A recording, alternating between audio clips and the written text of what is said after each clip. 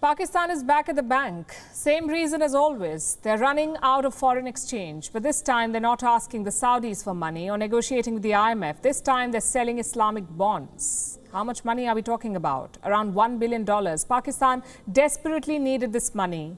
And you know what they say about desperate borrowers? They're every lender's favorite. Let me tell you why. If you urgently need money, you cannot talk tough on interest rate. In other words, beggars cannot be choosers. Pakistan's Islamic bond is a perfect example. It has a maturity period of 7 years and the interest rate is 7.95%. I know these numbers may seem vague, so let me give you some context. Let's compare Pakistan's Islamic bond to America's Treasury bill.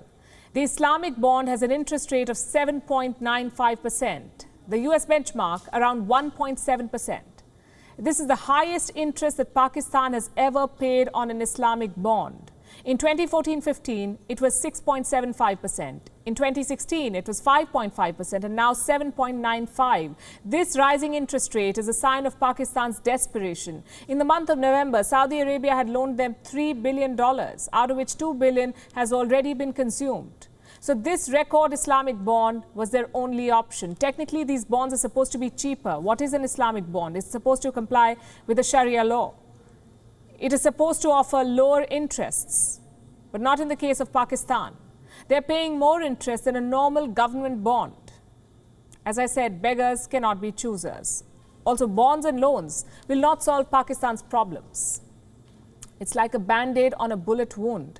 What Pakistan needs is a complete overhaul. It needs to address the root causes of economic failure like corruption.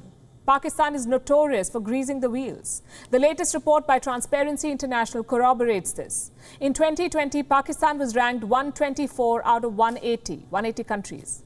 In 2021, they fell 16 places from 124 to 140. This survey was carried out in 2020 and 2021. So the blame lies with Prime Minister Imran Khan. Remember, he came to power promising to clean up the country. So what does he plan to do now? Well, that depends on which Imran Khan you're talking to. Imran Khan, the opposition leader, loved Transparency International. Take a look.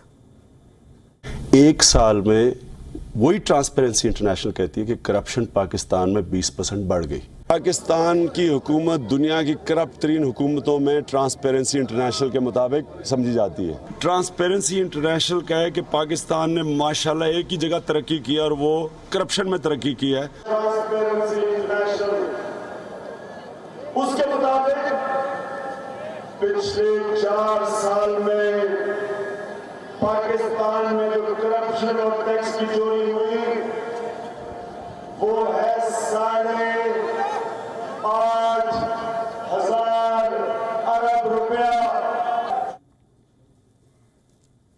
So it was a stump speech. Blame the generals, blame the government, talk about Transparency International. Speech done. But Imran, the Prime Minister, does not have anything to say. No comments, no promises to clean up, no reactions. Transparency International has not changed, but Imran Khan has. Like all his promises, this one too was fake. Pakistan's wheels are greasier than ever, and frankly, we should not be surprised. Imran Khan's own party is facing multiple corruption charges, illegal foreign funding, money laundering, concealment of bank accounts. If the Prime Minister cannot clean up his own party, how can he clean up the country? Opposition leaders are turning the heat on Imran Khan. On social media, he's the butt of every joke. He's being called corruption king. It's a truly precarious situation. Record inflation, empty treasury and rampant corruption. Prime ministers have been ousted over far less in Pakistan. WION is now available in your country. Download the app now and get all the news on the move.